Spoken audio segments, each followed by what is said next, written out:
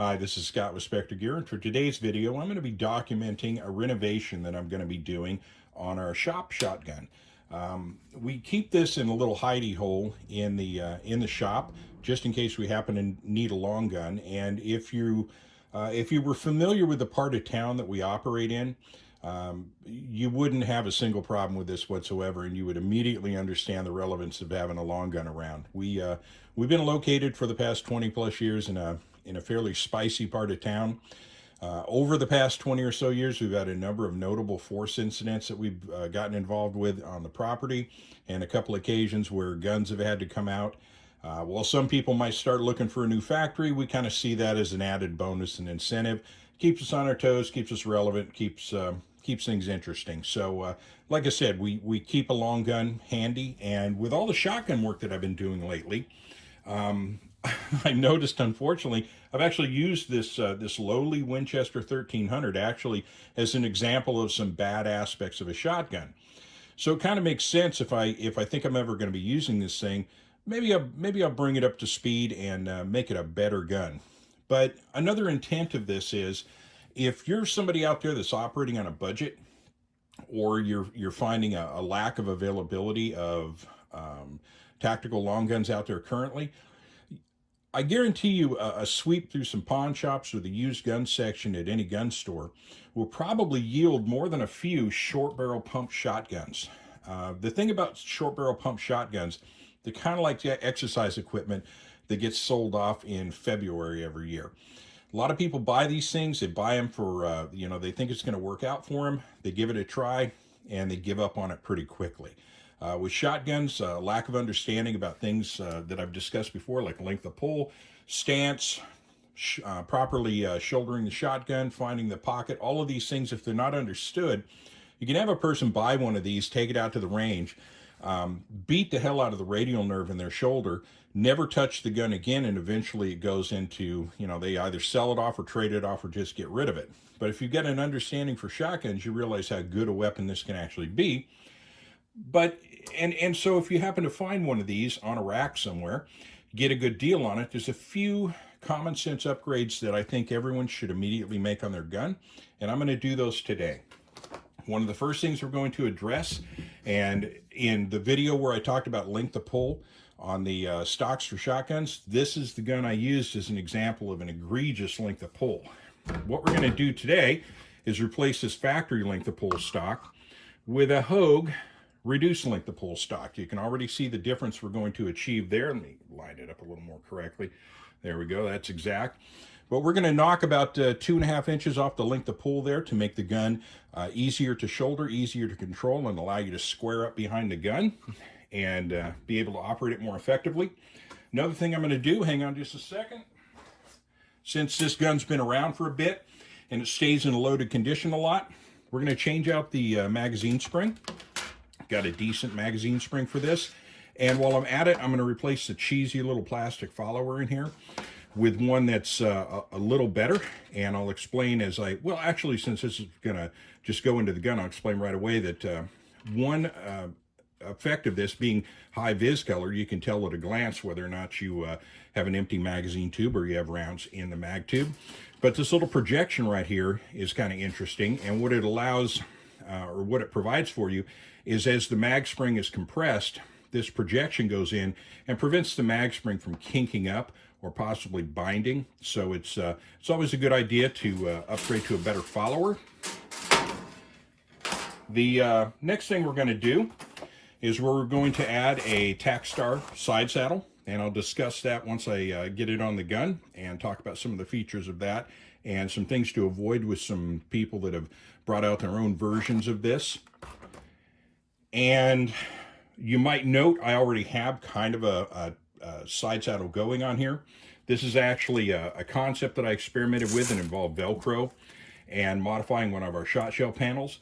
And it works, but one of the things that I don't like about it, it's not terribly secure. Once you load this thing, it tends to curl up on the edges. I just wasn't happy with the project, so we never really brought it to fruition. I would much prefer, for about the same price as you can buy one of these, you'd be able to buy a side saddle. And I'm going to be honest with you, that's the better approach every single time. So I'm going to add that to this gun to add some extra onboard ammo capacity. To give more onboard ammo capacity, we're going to go ahead and add one of our buttstock shell holder kits for the Hogue reduced length of pull stock. So that's going to give us some additional shells. And then as a last little treat, I'm actually going to be doing a sneak peek. I'm not going to fully unroll this yet, but I'm going to be doing a sneak peek of a new sling that I just developed a couple days ago. And what this is a 2-point version of our shot shell enhanced sling. Had to make a couple of minor compromises on this, but I'm overall pretty happy with it. So I'm going to go ahead and put it on here because once I get this all done, we're going to schedule a range date and then take this gun out to the range and see just how much better it shoots. So what I'm going to do at this point, I'm not going to make you endure me breaking this shotgun down and taking all the parts off and putting them on. That's pretty self-explanatory and easy to accomplish. I'm just going to cut the camera and I'm going to come back at each stage of the improvement and then talk about the product that we just bolted on. So we'll go ahead and break here and we'll move on. And I think the first thing that we're going to do is we're going to go ahead and put that stock on there. So we'll be back in just a moment. Well, there we go. During the camera break, I just decided to bolt all of the parts on and get it over with. And as you can see, the transformation is fairly dramatic from a mundane old beater shotgun to something that's quite a bit more effective. And and I didn't cover how to install each and every one of the parts because that's not the intent of this video. It's pretty easy to put this stuff on just following the instructions. But if you're like me, you'll drop 1 or 2 small parts and have to crawl around on the floor with a flashlight for about a half an hour, which is exactly what I had to do. So it would have made the video look pretty dorky. So what I want to do is just kind of recap the parts that I selected for this upgrade and talk a little bit about them. And of course, the first thing that we talked about, and the very first and probably most important upgrade on this, is the reduced length of pull stock. The Winchester 1300 has a particularly long length of pull stock. In fact, I used it in a video in the past showing just how difficult it can be to fire some of these shotguns with full-length stocks. And so this was, as I said, a pretty marked improvement. Now, the stock that we went with is the Hogue overmolded 12-inch length of pull stock. It is consequently one of the few reduced length of pull stocks out there that are available for the Winchester 1300. As we go along more and more, there's less options being presented for this gun. But you can find other options on Shout Machine and Tool has a reduced length of pull stock. You can also on eBay sometimes find factory Bantam or youth stocks for these. So there's a number of them out there. But the most important part is that you think about putting a reduced length of pull stock on here. And I'm very happy with this. I've used these quite a bit over the years. In fact, I used to run this stock on my Mossberg 500, and it made for a really super handy shotgun. The only reason I changed off is the SGA is admittedly a superior stock, and I decided to go with that route. But that's not to say that this stock is not a good stock, because in fact it is. So the next upgrade we'll talk about goes towards increasing that ammunition capacity, and we are going here, of course, with one of our Specter Gear 5-shot buttstock shell holders for the Hogue stock. And this will fit, because the stock shape from this point back is exactly the same. We offer this for this particular stock rather than any particular model of gun. But it's a decent bit of kit. Gives you 5 extra shells on the buttstock, and I've talked quite a bit in the past why that's a really important thing to have. But in this case, like I said, 5 shots. Couldn't go with 6 because that extra 6 shell would actually interfere with your firing grip on the gun. So if you want to put some on the buttstock, there you go, 5 shots for you. Now moving forward, we have our TacStar Sidesaddle. Now, TacStar has been around for a long time. I've been using TacStar Sidesaddles for, God, I think since at least the late 80s, early 90s, probably more closer to the early 90s. And they, as I said, they've been around a while. They're relatively unchanged, and they're that way because they work. They're a very good piece of equipment. Now, there are some other models out there that have come along in the intervening years, and this, for instance, is an example. And I'm going to tell you, I've tried most of these, and what happens is about the only way you can differentiate your product from being the TacStar is to do a couple of things different. Now, in this case, this manufacturer has decided to go with aluminum for the shell loops instead of this polymer material. So that means they had to change the retention mechanism somehow. Rather than having the split in the center and having the tension from the polymer hold the shells, they went instead with, it might be hard to see, but in here there's a rubber tube that goes the length of the carrier, and that imparts pressure on the shell and holds the shell in place.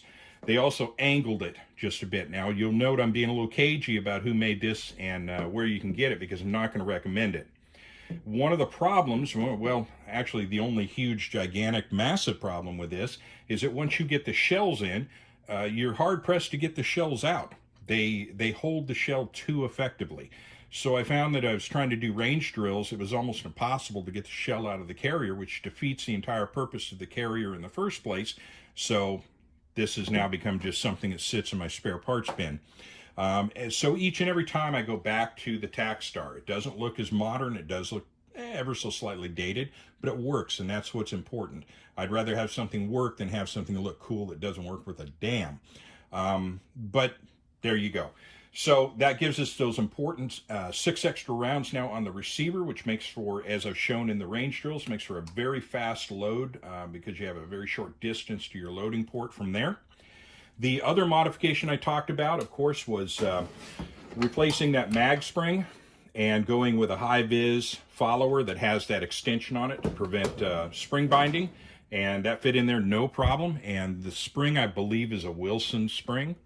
And the follower, I think, I'm not totally sure, that might be a Wilson product as well. I just pulled them from I have a lot of shotgun parts that I've gathered over the years, and that's what I pulled it from. But it works perfectly. Now, the next thing you'll probably notice is the sling that is on here. And that, of course, interfaces with the Buttstock shell holder on the back side here. One thing that I hadn't really played around all that much with the 3.6 shot shell loop enhanced sling. I did a video on it, and when I was out there, one of the things that I noticed was, I don't know, I kind of wanted more of I wanted a 2-point sling, actually. Now, some people, they're dyed-in-the-wool 3-point guys, and I was for a long, long time, but over the years, I have to admit, I've kind of made the conversion and gone more in the direction of a 2-point on long guns like this, and I wanted something with some shell loops. Now, one of the problems that you're going to encounter if you're trying to design a 2-point sling for that is you're going to have to drop a feature. And I've played around with this concept for a long time, and I finally had to remember a saying from the distant past, but somebody told me a long time ago, don't let perfection be the enemy of good. And what I was trying to do was I was trying to achieve something that was kind of impossible, really, from a physics standpoint, because, well, this kind of fulfills 2 of the 3 primary missions of a 2-point sling. The first being that it's a 2-point sling, the second being that it's side mounted on the gun, but the third is that on-the-fly adjustment at the front. And the problem with that is if you want to have the shells located near the firing hand or where the firing hand would rest on the pump so that you can load them into the port, the shells need to be obviously mounted forward on the sling. Unfortunately, that takes up the space of that on-the-fly adjustment strap that normally rests there. And there's no way that the two can equally exist. It's a problem. So what I did was I said, well, okay, well, let's just see what it feels like and how it handles with removing that feature and instead adding shell loops. And it works. Works for me. Of course, yes, you do give up that function of the on-the-fly adjustment, but you trade that off for 6 additional shells on the gun.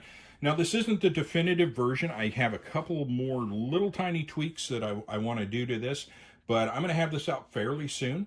And as I said, it gives you 2-point capability, and it gives you 6 shells up by the 4 ends so that you can get to them for a fairly quick reload. And of course, this terminates at the front of the gun with a GG&G side mount sling plate.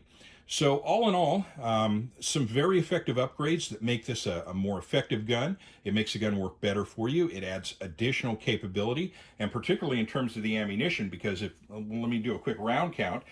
Winchester has always liked to say that this is an 8-shot gun. It is if you have a round in the chamber. It has a 7-shot mag tube. I normally only keep 6 in there so that I have a void so I can do a select slug drill if need be. So if I've got this thing loaded up and ready to go, I got 6 in the gun. I got 6 on the side saddle, so that takes us up to 12. Another 6 on the front, and that takes us up to 18. And then on the back, I've got an additional 5, and that's 23. So that's 23 rounds in a grab and go option. Of course, you can always add more rounds via load bearing equipment, but if this is something that you're doing a grab and go, whether you're going out of a car or whether you're grabbing it out of your closet at home, or whether you're reaching behind something in the shop and bringing that thing out and running out to a problem in the parking lot, you've got 23 rounds to solve the problem with. And I'll point out one other thing real quick too, how I have this broken up. I have buckshot on the buttstock. I've got buckshot on the side saddle because those are the rounds I'm probably going to be using most often. For the select slug drills, I have my slugs in a completely different place here for a couple of reasons. This loading option is a bit slower than a side saddle and a little bit slower than a buttstock option. But given that if you're doing a select slug drill, you've got a little bit of distance built in, it makes a lot of sense to put them there. And also, it doesn't put it in places where you're going to go most likely to for your first set of reloads. So you've got it right up there. Now, one other thing I'll mention as far as some other things that I did to the gun while I had it apart. Of course, gave it a good cleaning and look for wear spots. And the reason I do that is if there's a wear spot, there might be a burr. But you definitely know that that's a point of contact that's getting a lot of movement. So I like to take those areas and give them a little bit of a fluff and buff, grease them real nice so it makes for a nice smooth action. I didn't do anything to the sight system, by the way. You'll note that this still has a True Glow fiber optic bead on the front. And when it comes to sighting systems, I haven't talked much about that with shotguns. I've alluded to them a little bit. But for me, I kind of cut my teeth on bead sights. I'm very, very comfortable with them.